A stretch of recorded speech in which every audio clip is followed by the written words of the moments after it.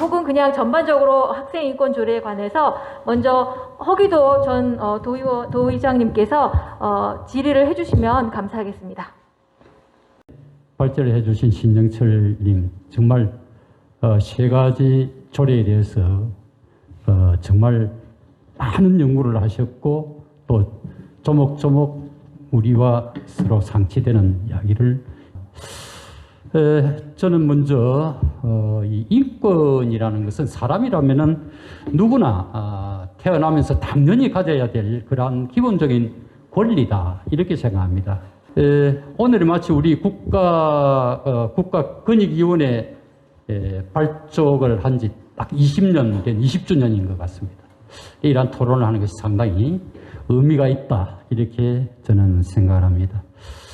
인권에 네 가지 원칙이 있죠.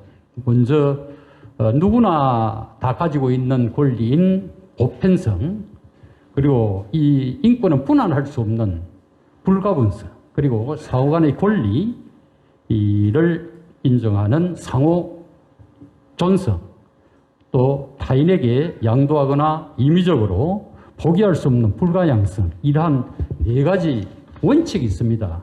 인권에는.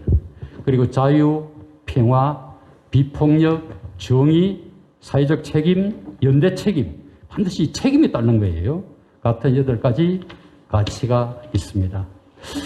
최근에 경남도의회 본회의에서 상정되어 의결된 학생인권조례란 학생의 인권이 학교 교육 과정에서 실현될 수 있도록 함으로써 학교의 존엄과 가치 및 자유와 권리를 보장하기 위해 제정된 대한민국의 각 교육청에서 아직 조례가 제정되지 않는 교육청도 있습니다만은 제정한 것이고, 학생 인권 조례를 지금 반대하고 있는 많은 교육 관계자들과 또 도민들이 있습니다.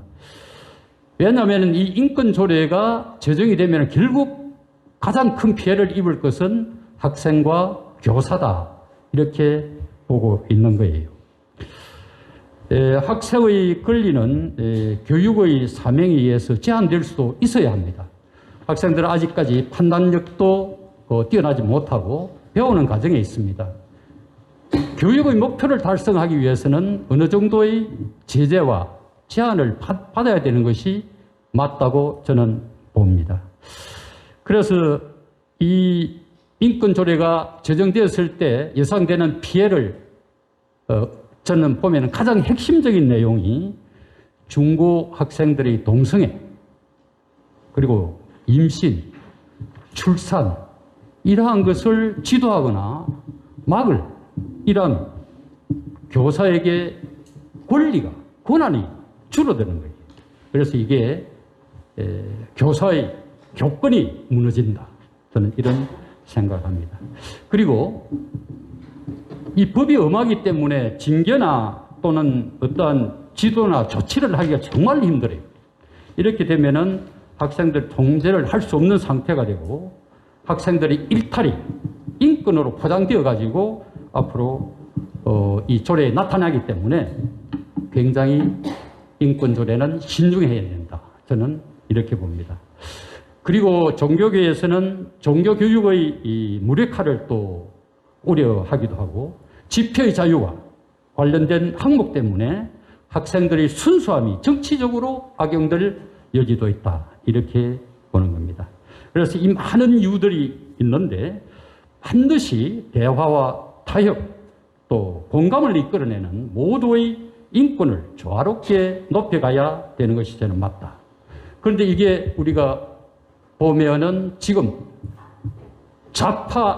진보 좌파의 교육감을 맡고 있는 교육청에서만 이게 제정이 되었다는 게 또 문제가 있습니다.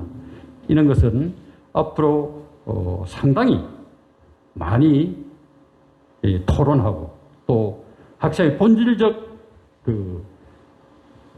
목적인 교육을 시키는데 어려움이 많이 예상될 거라고 생각합니다. 그래서 저는 발제를 해주신 우리 신정철 님에게 이러한 문제를 어떻게 해결해야 될지 그 대안을 한번 제시해 주시기를 부탁드립니다.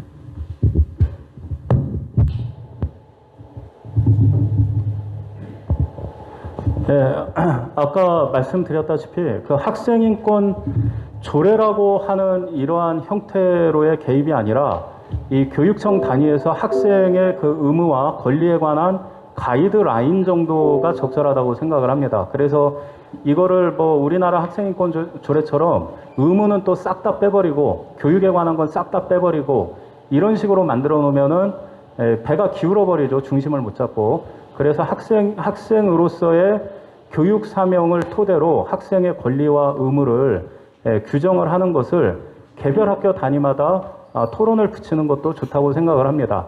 대전에서 2015년도에 학생인권 조례를 만들고자 하는 단체에서 설문조사를 한 게 있는데 거기 놀랍게 학생들의 거의 60%가 체벌이 필요하다라고 답변을 했습니다.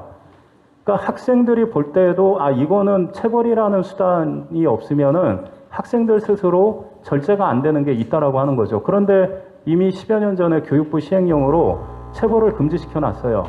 그러면은 그 학생들이 생각하는 그 문제가 해결이 되겠습니까? 안 되겠습니까? 체벌을 학생들을 뭐 개패듯이 패라는 게 아니라 손바닥 5대, 엉덩이 5대 맞는 행위 자체가 기분이 나쁘잖아요.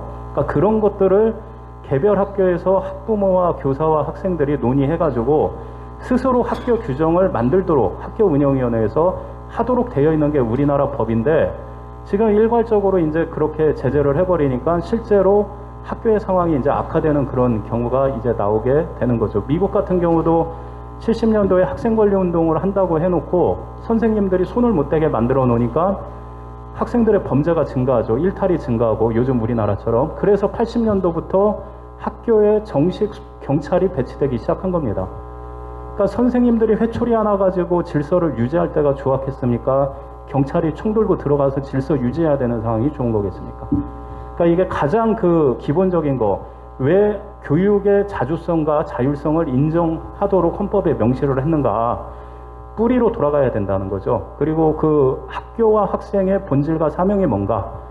뿌리로 돌아가야 된다는 겁니다. 그래야 이제 방향이, 모든 것의 방향이 그래서 이제 올바르게 나올 수 있다. 이렇게 생각을 합니다. 예, 보충 질의를 좀 해도 되겠습니까? 예. 네.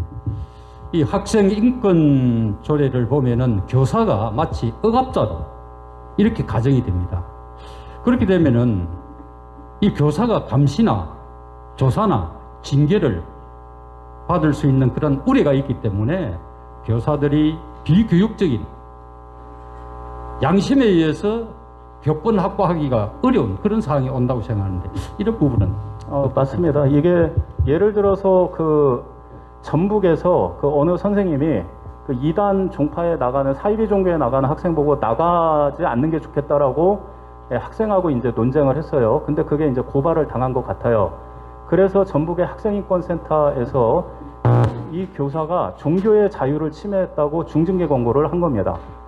그리고 뭐 2단이나 사입이라고 하는 것은 종교차별이다 라면서 또 교육청에서 교육까지 시켰어요. 그런데 2016년에 우리나라 대법원에서 그 2단 종파인 그 안산홍 그 하나님의 교회라고 하는 앞에서 사이비 종교라고 1인 시위를 했던 그 분들이 고발을 당했는데 법원에서 뭐라고 판결을 했냐면은 종교에 대한 비판의 자유는 다른 표현의 자유보다 더 보장이 될 그러한 자유다. 그러므로 그 죄가 성립되지 않는다라고 판결을 했거든요. 자, 그러면은 지금 전북 학생인권 조례는 헌법이 보장하고 있는 표현의 자유와 대법원의 판례 위에 조례가 지금 날뛰고 있는 거죠. 그리고 학생인권 조례에 보면은 학생한테 반성문 쓰게 하면 안 돼요. 학교 규칙 잘 지키겠습니다. 이거 쓰게 하면 안 돼요. 양심의 자유 침해래요. 그런데 2002년도에 헌법 그 재판소는 준법 서약서를 쓰기를 거부하는 사상범이 이제 문제 제기한 거에 대해서 법을 잘 지키겠다고 서약서 쓰는 것은 양심의 자유 침해가 아니라고 이미 판결을 한 적이 있습니다. 그러니까는 이게 정상적인 것조차도 그걸 학생인권 침해로 몰고 가가지고 그러면 학생들이 자기가 반성을 안 해도 되는 거죠. 내가 이거 학교 규정을 잘 지켜야 된다. 이런 거를 안 해도 되는 거죠. 오히려 그런 거를 한 교사들이 학생들한테 고발당해가지고 위기에 처하니까 선생님들이 손을 놔버리게 되는 겁니다. 방치가 돼버리는 거예요.